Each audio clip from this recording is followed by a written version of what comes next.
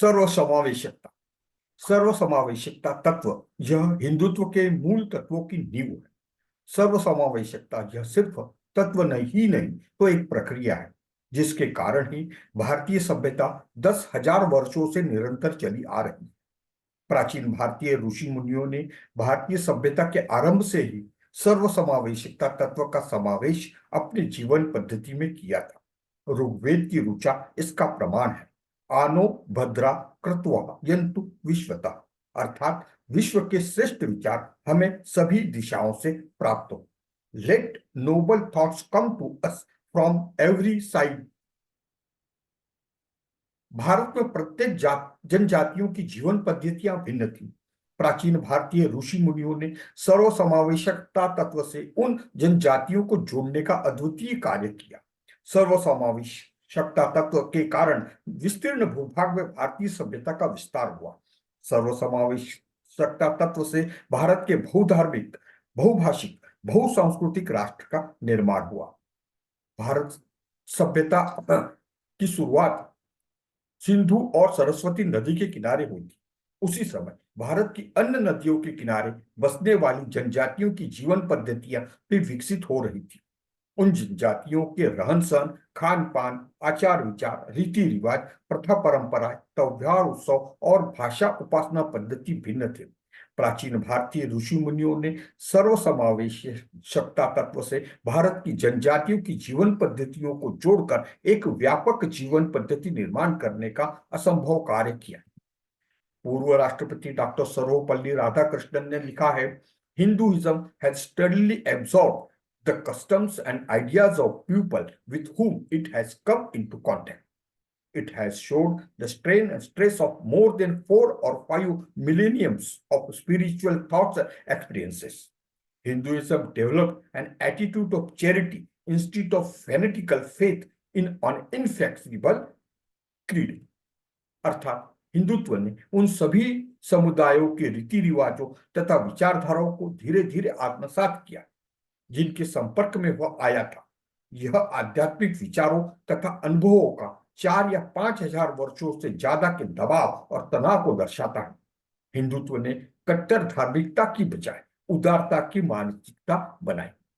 प्राचीन भारतीय सभ्यता ने आस्तिक, नास्तिक, निर्गुण निराकार उपासना पद्धति, सगुण साकार उपासना पद्धति, एकेश्वरवादी, अनेकेश्वरवादी, वेद प्रामाण्यवादी, वेद विरोधक, द्वैतवादी, अद्वैतवादी, विविध उपासना पद्धतियां, अनेक संप्रदाय, साहित्य, धार्मिक ग्रंथ, साधु, संत, वंश, वर्ण, प्रदेश, भाषा, जाति तथा अनेक विचारधाराएं थी।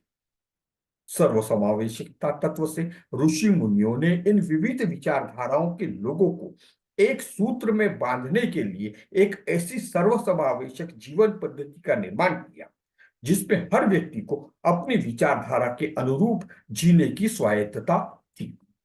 यही कारण है कि प्राचीन भारतीय जीवन पद्धति में असंख्य देवता, अनेक संप्रदाय तथा संस्कृतियां समाविष्ट हुई थी। स्वायत्तता के कारण भारत में स्थलांतरित, आश्रित और आक्रमणकारी समुदाय भारतीय जीवन पद्धति में समाविष्ट हुए थे। आज भारतीय जीवन पद्धति में जो विविधताएं हैं वो प्राचीन काल से चली आ रही है।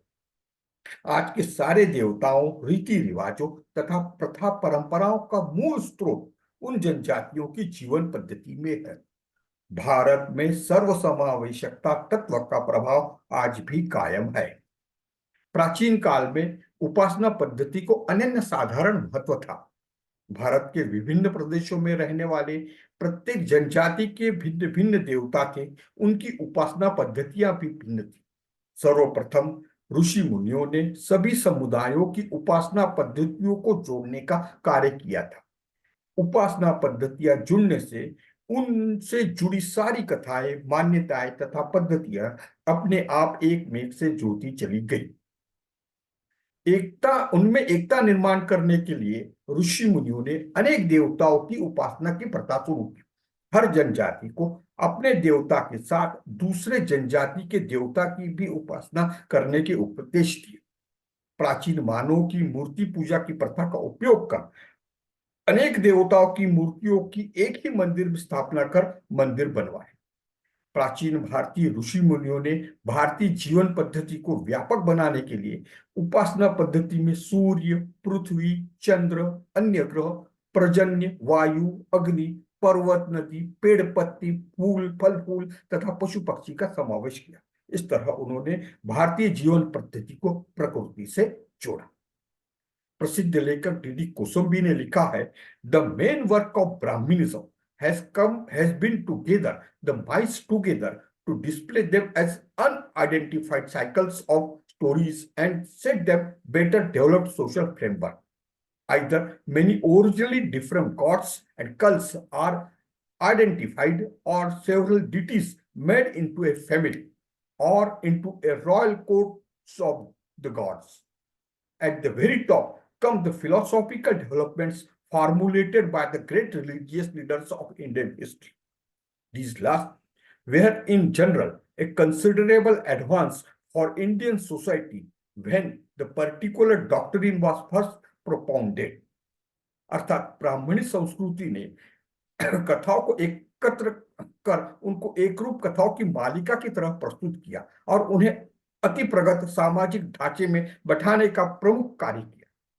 एक तो उन अनेक मूल रूप से भिन्न देवताओं और उपासना पद्धतियों को समाविष्ट करना, भिन्न धार्मिक रीतियों को एकत्र करना, या अनेक देवताओं का परिवार बनाना, या देवताओं के प्रतिष्ठित दरबार में समाविष्ट करना, तथा भारत के महान धार्मिक नेताओं की दार्शनिक उन्नति को सूत्र रूप में वर्णन करना, यह भारतीय इतिहास में उनकी सर्वोच्च उपलब्धि थी।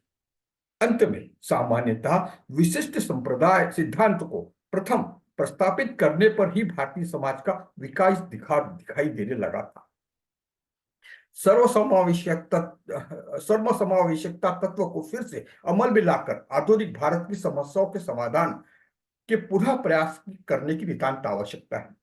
सर्वसमावेशकता तत्व से अगर शैव, वैष्णव, शाक्त तथा स्मार्त पंथ को एक किया जा सकता है, भारत पर आक्रमण करने वाली शक, हून, कुषाण जैसी बर्बर जातियों को भारतीय संस्कृति में समाविष्ट किया जा सकता है, तथा पारसी और यहूदी जैसे अनेक स्थलांतरित लोगों को अपनाया जा सकता है, तो भारत के विभिन्न धर्मों, संप्रदायों, प्रदेशों, संस्कृतियों, भाषाओं तथा जातियों को भी एकता के सूत्र में पिरोया जा सकता है। उनको एकता के सूत्र में पिरोने के लिए जीवन पद्धति रूपी मजबूत धागे की आवश्यकता है। वर्तमान व्यवस्था में भारत के सभी घटकों में अपने स्वतंत्र अस्तित्व और प्रभुत्व के लिए चल रहा आपसी संघर्ष यह सबसे बड़ी समस्या है। विश्व की स्थिति इससे अलग नहीं है। भारतीयों ने अपने धर्म, संस्कृति और भाषा का त्याग करना यह इस समस्या का समाधान नहीं है। उनको एकता के सूत्र में पिरोने के लिए आधुनिक सर्वसमावेशक जीवन पद्धति के निर्माण की और उसके लिए पहले उनमें समन्वय करने की आवश्यकता